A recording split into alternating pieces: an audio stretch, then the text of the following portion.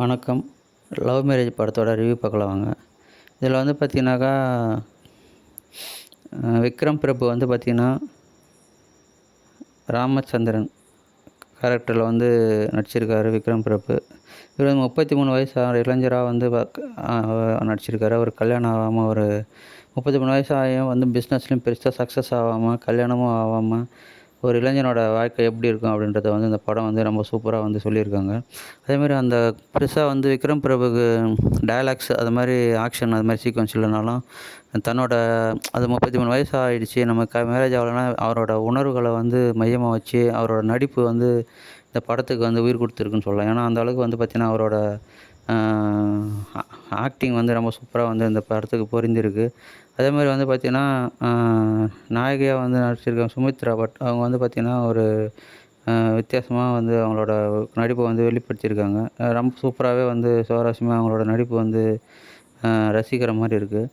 படம் வந்து பார்த்திங்கனாக்கா, ரமேஷ் திலக், கஜராஜ், அதுக்கப்புறம் அருள்தாஸ், நிறைய கேரக்டர். அருள்தாஸ் வந்து படத்தில் வில்லனாக நடிச்சிருக்காரு. அவரோட கேரக்டர் வந்து பார்த்திங்கன்னா ரொம்ப சூப்பராக வந்து அவரோட நடிப்பு பொருந்திருக்கு. ரொம்ப சூப்பராகவே வந்து நடிச்சிருக்காரு. படம் வந்து பார்த்திங்கன்னா ஒரு தெலுங்கு படத்தை வந்து ரீமேக் பண்ணியிருக்காங்க. ஒரு சில கேரக்டர் வந்து இது பண்ணி ஒரு சில தமிழுக்கு ஏற்ற மாதிரி வந்து மாற்றி இது பண்ணியிருக்காங்க.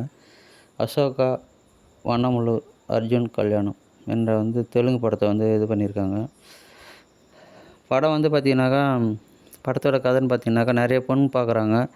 ஏதோ ஒரு காரணத்தினால வந்து தள்ளி தள்ளி போயிட்டே இருக்குது. சரின்னு சொல்லிட்டு பார்த்தீங்கன்னா,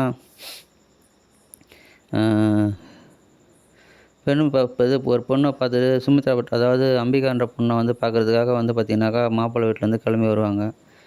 நிச்சயம் அதுக்காக மதுரையில் இருக்கிறவங்க அதுக்கு வந்து கோபிச்செட்டிப்பாளையம் செல்லும் வழியில் வந்து பார்க்கறதுக்கு வராங்க.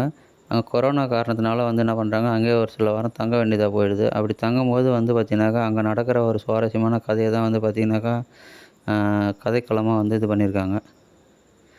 கதை வந்து பார்த்திங்கனாக்கா, ரொம்ப சூப்பராக வந்திருக்கு. ரொம்ப ரசிக்கிற மாதிரி இருக்குது. விக்ரம் பிரபு வந்து நிறைய பெண்கள் வந்து அவங்க இது பண்ணினாலும், அவருக்கு வந்து எப்படி அந்த கல்யாணம் ஆச்சா இல்லையா அப்படின்றது தான் வந்து படத்தோட கதை. திருமண கனவோடு இருக்கும் கதாநாயகனுக்கு வந்து எந்த மாதிரியான பொண்ணு கிடச்சிச்சு அப்படின்றது தான் படத்தோட கதை. ஒவ்வொரு கேரக்டருமே வந்து ரொம்ப சூப்பராக நடிச்சிருக்காங்க. அதேமாதிரி வந்து பார்த்திங்கனாக்கா, பேக்ரவுண்ட் ஸ்கோர், அப்புறமா வந்து மியூசிக், இதெல்லாம் வந்து பார்த்திங்கன்னா ரொம்ப சூப்பராக இருக்குது. படம் வந்து பார்த்திங்கனாக்கா, எல்லா தரப்புமே ரசிக்கிற மாதிரியான ஒரு படம். ஏன்னா இன்றைக்கி இருக்கிற இளைஞர்கள் 90s கிட்ஸ்லாம் வந்து பார்த்திங்கனாக்கா, நிறைய பேர் வந்து 80s மேரேஜ் ஆகாமல் வந்து ஒரு ஒரு ஒரு சுச்சுவேஷனில் வந்து இது பண்ணிகிட்ருக்காங்க.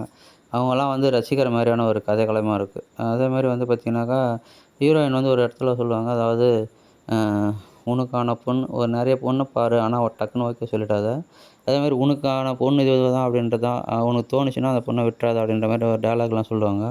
ரொம்ப வந்து அந்த படத்துக்கும் அந்த அவரோட அந்த உணர்வுக்கும் ஏற்ற மாதிரி அதை அந்த சென்டிமெண்ட்டாக வந்து இது பண்ணும்போது பார்த்திங்கனாக்கா, ரொம்ப ஒரு இதுவாக இருக்கும். அதேமாதிரி வந்து விக்ரம் பிரபு சொல்லுவார், ஒரு 10 பெண்ணை பெற்றுக்கணும் அப்படின்னு, அதான் எனக்கு பெரிய ஆசை அப்படின்ற மாதிரிலாம் வந்து சொல்லுவார். அதாவது ஒரு பொண்ணு கிடைக்காம இருக்கிற ஒரு இளைஞனோட அது எப்படின்னு படம் சூப்பராக வந்திருக்கு.